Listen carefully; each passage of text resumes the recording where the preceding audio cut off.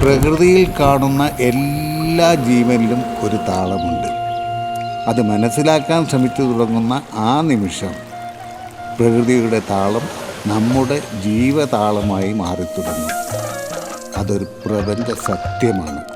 ആ സത്യം തന്നെയാണ് ഏറ്റവും വലിയ സൗന്ദര്യവും. ഗോൾഡൻ റേഷ്യോയുടെ ഏറ്റവും ഉത്തമമായ തെളിവ് പ്രകൃതിയുടെ താളം. അത് ഞാൻ അടുത്തറിഞ്ഞത് ഈ വെള്ളിനഴി ഗ്രാമത്തിലും.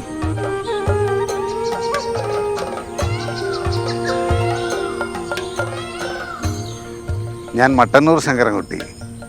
ജന്മം കൊണ്ട് ഒരു മട്ടന്നൂർക്കാരനാണെങ്കിലും കർമ്മം കൊണ്ടും കല കൊണ്ടും മനസ്സുകൊണ്ടും തികഞ്ഞ ഒരു വെള്ളിനഴിക്കാരൻ. വെള്ളിനഴി ഗ്രാമം കുടികൊള്ളുന്നത് തന്നെ കലയിലാണ്. കലയ്ക്കും കലാകാരനും ലഭിക്കുന്ന ഈ ഒരു അകമഴിഞ്ഞ ആദരം തന്നെയാണ് വെള്ളിനഴിയെ കേരളത്തിൻ്റെ കലാഗ്രാമമാക്കുന്നത്.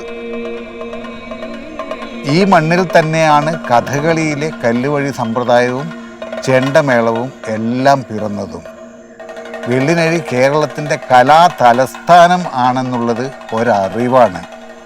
കലയെ തേടി പോകുന്നവർ കണ്ടെത്തുന്ന അറിവ്. കൊട്ടൊരു ഉപാസനയായി കൊണ്ടു നടക്കുന്നവരാണ് മാരാർ കുടുംബത്തിലെ ഓരോ അംഗവും.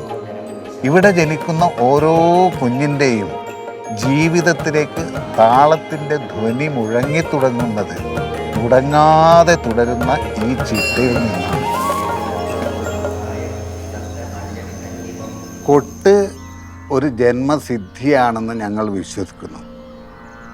ഒരു പൂരപ്പറമ്പിൽ ചിന്തകളാലും വിശ്വാസങ്ങളാലും വിഘടിച്ചു നിൽക്കുന്ന ഒരു ജനതയുടെ സ്പന്ദനങ്ങളെ താളവാദ്യങ്ങളിലൂടെ ഏകോപിപ്പിക്കുന്ന, പ്രത്യേകിച്ചും ഒരു ചെണ്ടവാദ്യ കലാകാരന് സമൂഹത്തിലുള്ള പങ്ക് വളരെ വലുതാണ്. അവർ തീർച്ചയായും ആദരിക്കപ്പെടേണ്ടവരാണ്. ഈ ഒരു തിരിച്ചറിവിൽ നിന്നാണ് എൻ്റെ പ്രയത്നങ്ങളുടെ തുടക്കം. കൊട്ട് കൃത്യമായിട്ട് താളത്തിലുള്ള ഒരവസ്ഥയാണ്. ഉദാഹരണം, ആദി താളത്തിലുള്ള ഒരു ഗണപതിക്ക് ഗി കാം നഗതരകാം ദിരികിട്ട് ദിഗതരകാം നഗതരക ഡ് കണ്ണക ഡ് ഡും ദിരികിട്ട് ദിഗതരകാം.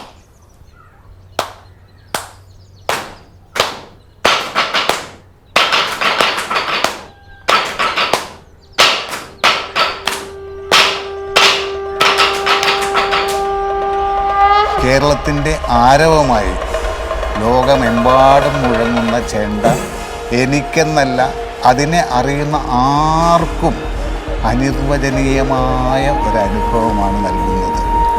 ഒരായുഷ്കാലത്തിൻ്റെ താളവട്ടത്തോളം നീണ്ടുപോകുന്ന ഒരനുഭവം. നിഴൽ പോലെ വെയിൽ നീളെ രാവ് പകലാവും, നീല നിലാവിൻ നാദലയങ്ങൾ പൊന്നലയാവും. കേരളത്തിൻ്റെ ജീവൻ്റെ ശബ്ദമാണ് ചെണ്ട. വലന്തലയുടെ ദൈവീകതയും ഇടംതലയുടെ ആസുരികതയും ഒന്നിക്കുന്ന ആ ശബ്ദം എൻ്റെ പാരമ്പര്യത്തിൻ്റെ ശബ്ദമാണ്.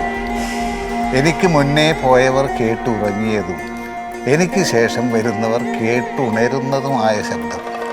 ആ ശബ്ദത്തിൻ്റെ താള സൗന്ദര്യത്തിൻ്റെയും വാദ്യശാസ്ത്രത്തിൻ്റെയും അറിവ് കാലം എത്ര കഴിഞ്ഞാലും പക്ഷഭേദമില്ലാതെ വരും തലമുറയിലേക്കും തുടരുന്നു.